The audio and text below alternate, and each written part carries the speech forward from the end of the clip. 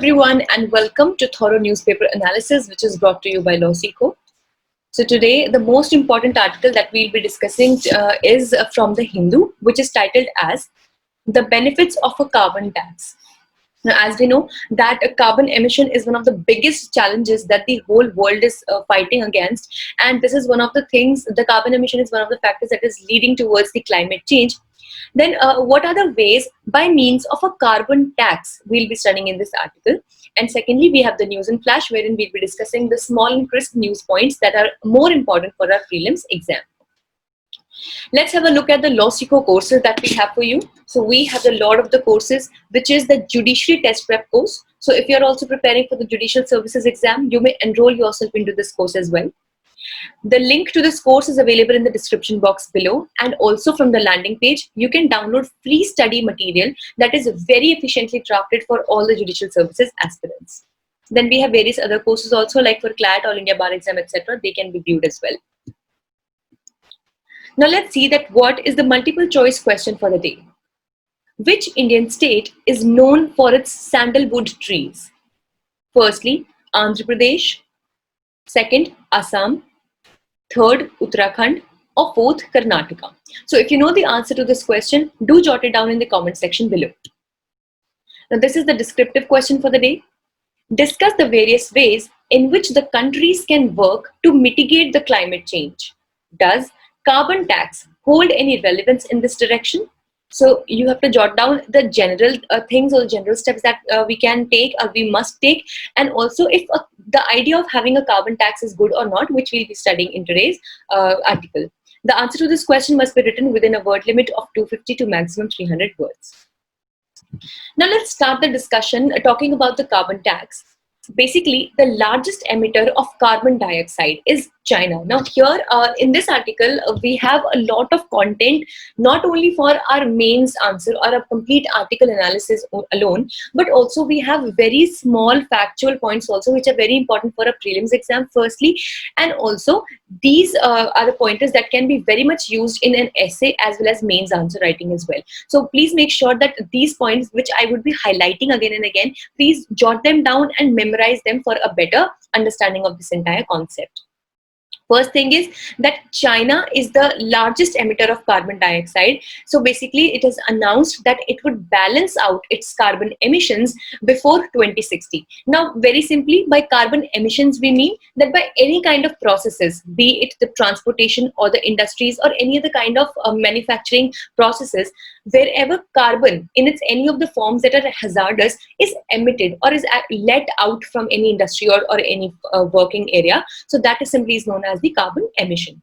So here if we come to know that China is the largest emitter of carbon dioxide in the world. Now here this is very much evident from the fact that China is a manufacturing hub for many countries. So many other countries, they give their ideas to China, and China, because of its extensive labor, also both kind of labor, skilled as well as unskilled labor, and also due to availability of high the industries or the manufacturing areas that are available in China, China has huge great numbers of manufacturing units therein. Now in this scenario, it is very much evident as to why China would be amounting to the largest carbon emissions in the world. But now it has said that it would try to balance out these carbon emissions before 2060. Now, the spotlight is on US, which is the second largest emitter, and India, which is the third largest emitter. So we should know that China is the largest emitter. After that, we have US, and then we have on the third place, we have our own country, that is India. Now, let's understand that what are the various statistics that are available and related to the carbon emission. Firstly, from 1998 to 2017, disaster-hit countries reported $2.9 trillion in direct economic losses. Now, what kind of economic losses are we talking about? See, whenever due to any activity, now here we are more concerned with the losses that are caused by the climate change or the activities that occur due to climate change.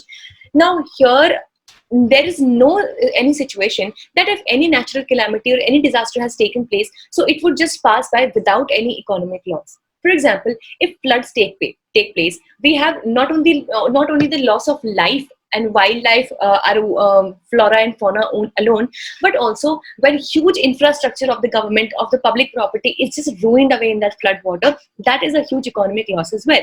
So that is why when accumulation was done, so from the time of 1998 to 2017, which is approximately a time period of 20 years, an estimation of $2.9 trillion of direct economic losses. Now, please understand, these are just the direct economic losses. Indirectly, like for the employment of various other infrastructure or services, there are other losses as well. So they have taken place due to these disasters, of which 77% are accruing from the climate change. Now, this is according to the report given by the United Nations. Then the United States faced the highest loss, which was followed by China, Japan, and India. Now, as we know that depending upon the type and the topography and the availability of resources, or in a way, the location, geographical location of these areas, all these countries and even all the countries in this world face different kinds of issues. For example, in the United States, we are recently coming up with the problem of California burning down. So the forest, that was a huge forest in California. So it is also facing a lot of forest fires, just like the Amazon forest in Brazil. Then as we come to China, so the southern and southwestern, southern and southwestern side of China also faces a lot of floods. We also know the name of this river, which is known as the Sangpo River, which is known as the sorrow of China, just like the Kosi River is known as the sorrow of Bihar. And in Japan also, various floods are also occurring. Now, obviously, earthquakes are something that are more of natural activity, but also many anthropogenic, that is human-induced activities also bring in such natural disasters. And for India also, if we talk specifically, then we have the problem of flooding, which is a great problem which we saw in the Kerala 2 years back as well, Assam very recently, and Bihar as well. So these are the instances that have taken place in these countries lately. So India ranks 5th in the Global Climate Risk Index 2020. Now this is a complete scenario. This is a complete index which is prepared by, it is a private think tank known as the German Watch.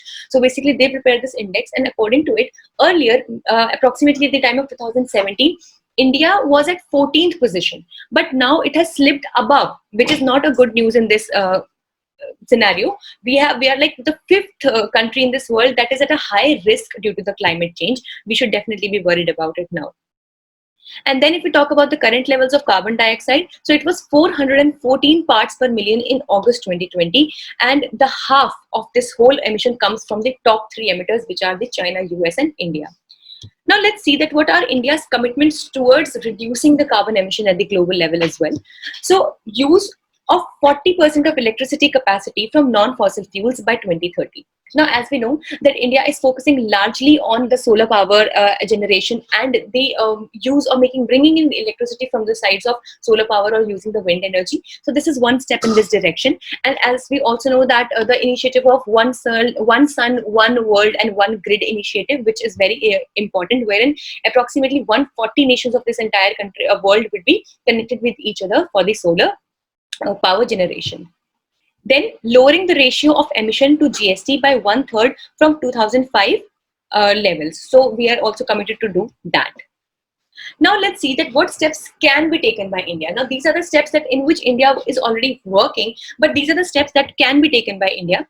Firstly, we can price the carbon content. Now, how do we do that? How do we price the carbon? What do we mean by this? Firstly, by emission trading. Now, carbon trading or emission trading simply, which means, and also similar pilot projects have been done in China, simply it means that, for example, there is an industry. Okay, so that industry would be allowed only a particular amount, particular to say quantity of carbon emission to be made, and if in case it exceeds that level, then it would have to pay for it. And also if it is not exceeding it, it can sell this particular vacant space to some other industry as well. So in a way, the industry does not just freely or free of cost emit so much of carbon or carbon content into the environment. That particular industry would have to pay for this carbon emission that it is doing. So another example of this is regional greenhouse gas initiative, which was taken in the Northeast United States. Now this is carbon trading is a process, as we know, of buying and selling permits and credits to emit carbon dioxide. It has been a central pillar of the European Union's effort to slow climate change. Now one thing that we need to understand here is that the European Union's model of mitigating this problem of carbon emission is one of the those which has which has been seen up by the world, and we are actually targeting our initiatives in the line of European Union's target. And that is why this carbon trading or carbon content pricing has been done very efficiently by the European Union, and that is why it is considered to be a very successful step, and even the pilot projects in China have shown success. And then second, by imposing the carbon tariff. So first was by carbon pricing, and second is by imposing the carbon tariff.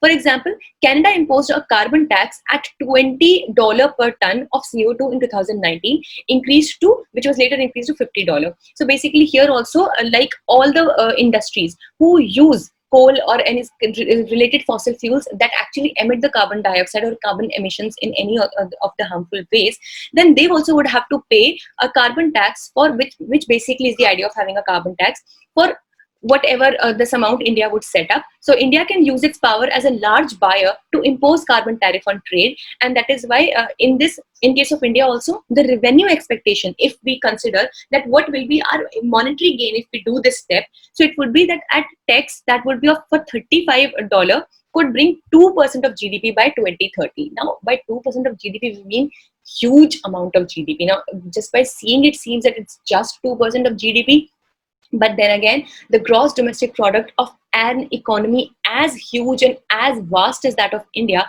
2% is a very huge amount. And that is why tax collection, even if we do at $35 per ton, so it would bring in an addition of 2% of India's GDP to the current GDP that we have lately.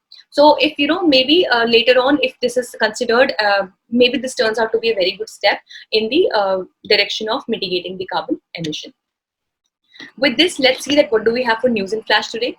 The sandalwood spike disease. Now, a study has shown that the infection, which is called as the SSD or the sandalwood spike disease, which was first reported in Kodagu in 1899, which still has no cure. So this should be noted that the scientists have still not been able to bring in a proper efficient cure to this disease, and it is very much it is infectious. It can travel from one sandalwood tree to another through vectors and insects and birds, etc. So has resurfaced in the aromatic trees' natural habitats in Karnataka and Kerala. Now please note that here the names of the states, two states are given as Karnataka and Kerala. In both the states, sandalwood is grown very proficiently, but it is Karnataka sandalwood which is high in quality, and that is why Karnataka is more famous for its sandalwood. So if in case a choice comes between both, Karnataka would be a better option maybe to choose. But if the option is also both Karnataka and Kerala, that would be the correct one as well. Now, the study was conducted by scientists, and let's hope that a cure as soon as possible is developed for this disease. So we should just remember that sandalwood spike disease is a disease which affects sandalwood trees and in Karnataka and Kerala. Then we have the GIMEX 20, the fourth edition. First, after the conclusion of mutual logistic support agreement had taken place. So the fourth edition of the biennial India-Japan naval exercise is underway in the Arabian Sea. Now, as we know that for the maritime security and maritime cooperation, various countries get into various kinds of naval and maritime exercises. Similarly, on the same lines, India and Japan also, it is going on in the Arabian Sea, this naval exercise. So from India, INS Chennai, which is the indigenous stealth destroyer, INS Tarkash, Deepak, and from Japan, Kaga and Ikazuchi will participate in the exercise. So these names should be remembered as to what are they. These are the naval ships of both the navies. Thirdly, Jaswant Singh passes away at 82. He was a retired officer of the Indian Army and was one of the founding members of the BJP and held several ministries during Vajpayee government, such as defense, external affairs and finance. So he was a very renowned personality, and he has passed away today itself. So, and fourthly, we have the Gunners Day today. It is the 193rd Gunners Day. So basically 28th September is celebrated as the Gunners Day. Yes, this is exactly the right gun that is used in the guns that are used in the Indian Army.